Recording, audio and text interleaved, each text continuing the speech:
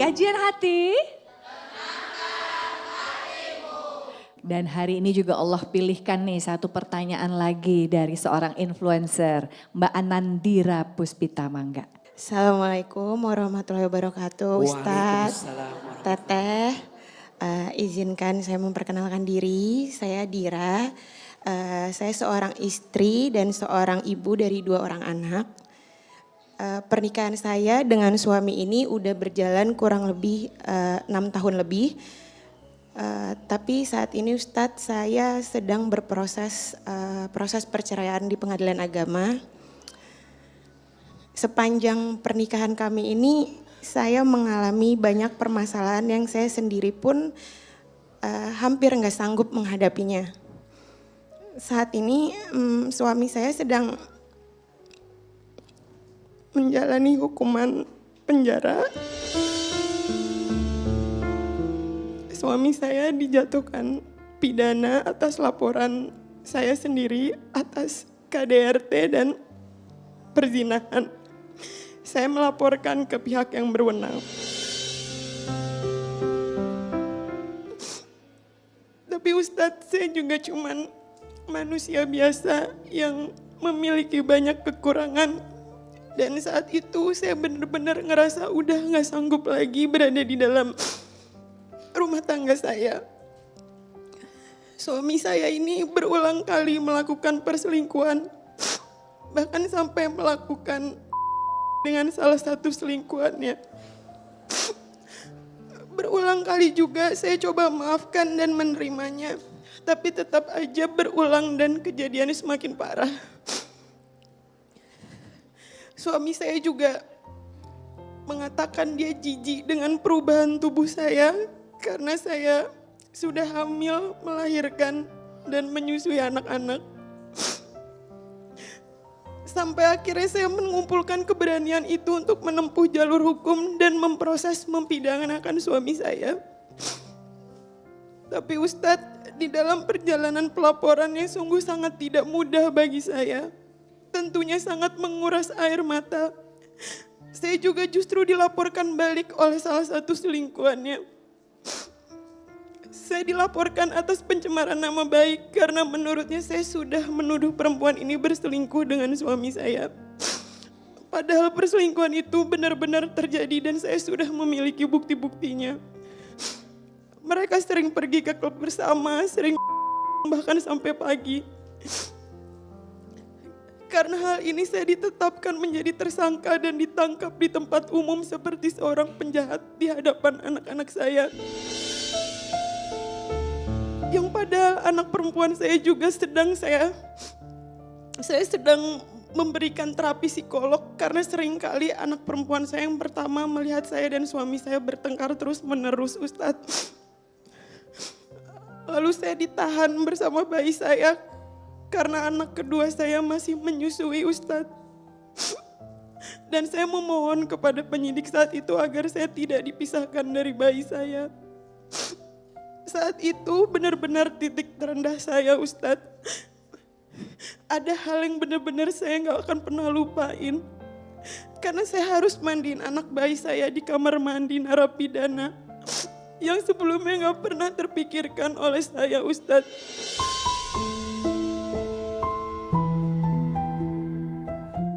Saya juga ditahan di H-1 Lebaran.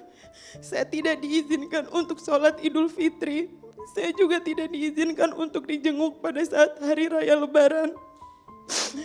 Tapi saya selalu berusaha kuat buat anak-anak saya dan berprasangka baik kepada Allah dengan apapun yang terjadi di hidup saya.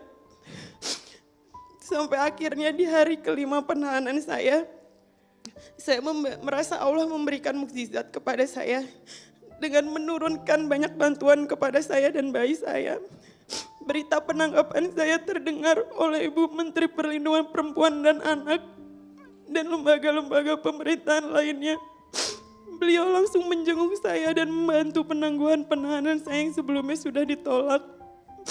Dan alhamdulillah sampai detik ini saya bisa kembali berkumpul, Ustadz, bersama keluarga dan anak-anak saya. Walaupun saat ini status saya masih menjadi seorang tersangka. Ustadz, saya ingin bertanya, apakah saya salah dan berdosa sudah memberanikan diri untuk melaporkan suami saya? Saya sudah ikhlas Ustadz dengan rumah tangga saya, tapi saya belum bisa melupakan dan memaafkan apa yang sudah suami saya lakukan kepada saya dan anak-anaknya. Dan apakah benar Ustadz kalau dosa zina seorang ayah itu bisa berimbas ke anak-anaknya, terutama anak perempuan? Apakah karena kesalahan seorang ayah, anak saya terutama yang perempuan akan mengalami hal seperti saya, Ustadz? Waalaikumsalam warahmatullahi wabarakatuh. Terima kasih Mbak Dira. Mangga Pak. Bunda. Pertama yang harus kita pahami ya, yang namanya rumah tangga itu pasti akan dihinggapi dengan ujiannya masing-masing. Langkah pertama yang harus Bunda lakukan adalah mendekat kepada Allah. Hadirkan amal-amal soleh Bunda di hadapan Allah. Sholat, baca Quran, taklim. Ini dalam rangka Bunda bisa menemukan jawaban dari semua ujian yang sedang Bunda hadapi. Yang dikedepankan jangan nafsunya. Yang dikedepankan jangan egonya. Yang dikedepankan jangan marahnya. Karena mohon maaf, kalau hati sudah marah, sudah kesel, maka kesimpulan akhirnya pasti salah. Makanya Nabi mengajarkan kalau sedang marah tidak boleh melakukan dua hal. Satu, tidak boleh bicara kalau sedang marah, karena pasti yang keluar kata-kata yang tidak baik. Dan yang kedua, tidak boleh memutuskan sesuatu kalau sedang marah.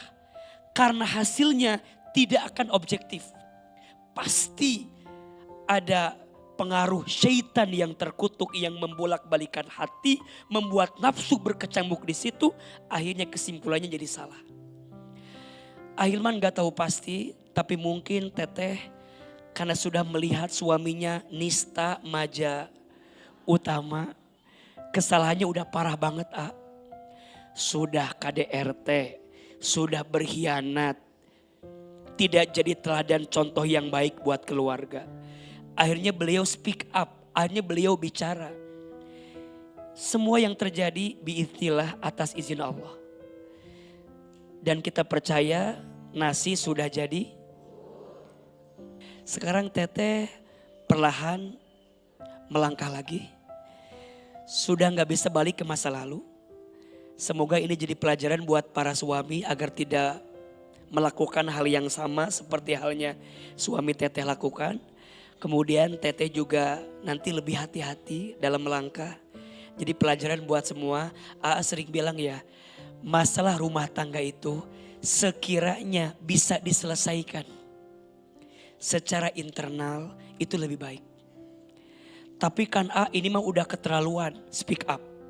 Kita punya lembaga hukum yang sangat baik. Kita punya hak kok membela diri. Dan membela hak itu adalah ibadah, diperbolehkan. Bergantung saja sama siapa? Allah. Pegang Allahnya. Bersandar ke Allah.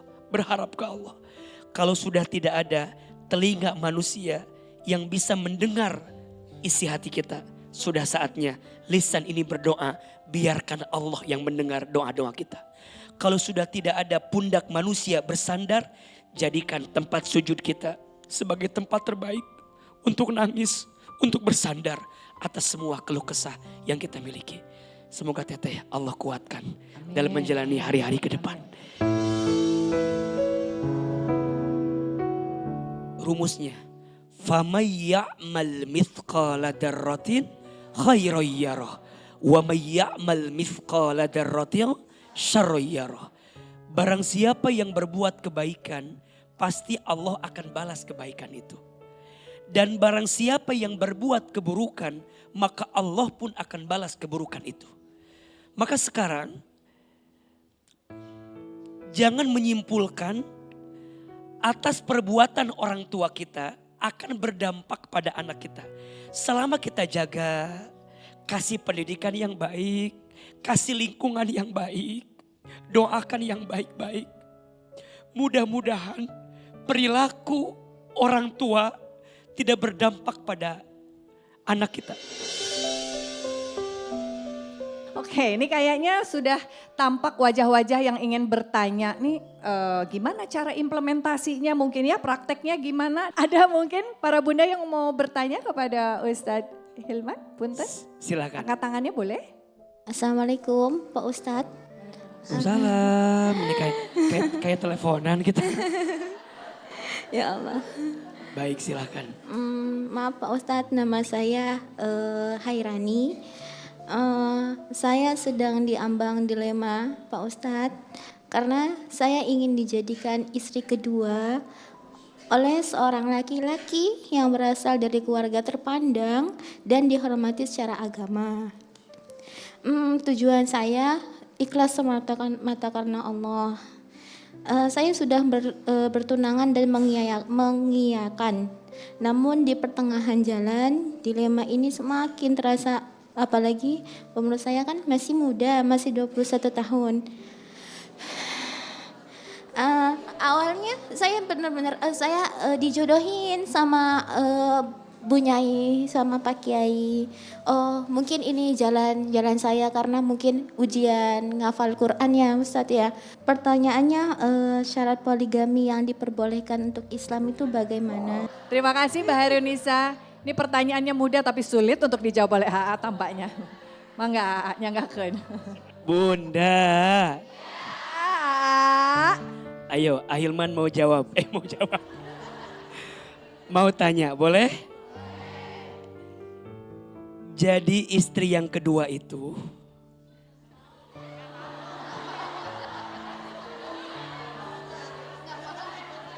takdir atau pilihan? Bunda sayang, Ahilman mau jawab dari dasar dulu ya. Poligami di dalam syariat itu diperbolehkan. Bunda jangan membenci syariatnya.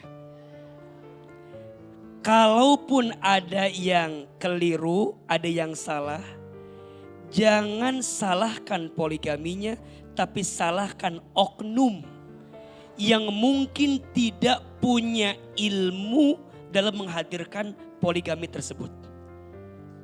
Sampai sini sepakat nggak?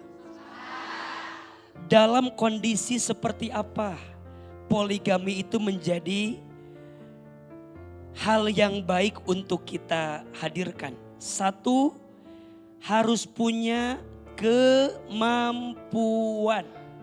Harus punya apa? Harus punya kemampuan yang benar-benar mumpuni. Imannya harus bagus. Ilmunya harus punya. Hartanya harus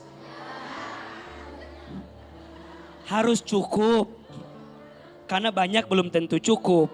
Tapi yang cukup pasti cukup. Atuh, kenapa jadi banyak? Iya kan? Dan yang paling penting harus punya hati untuk bisa menghadirkan keadilan. Ini yang paling berat.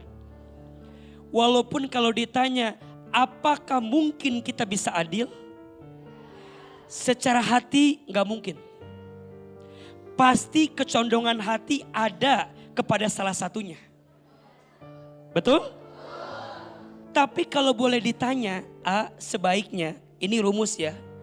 Kalau kita menikah lagi dengan yang kedua, harusnya cinta kepada yang pertama harus lebih tinggi daripada yang kedua. Jangan sampai setelah menikah cinta kepada yang kedua membuat kita lupa, bahkan nauzubillah menelantarkan istri yang pertama.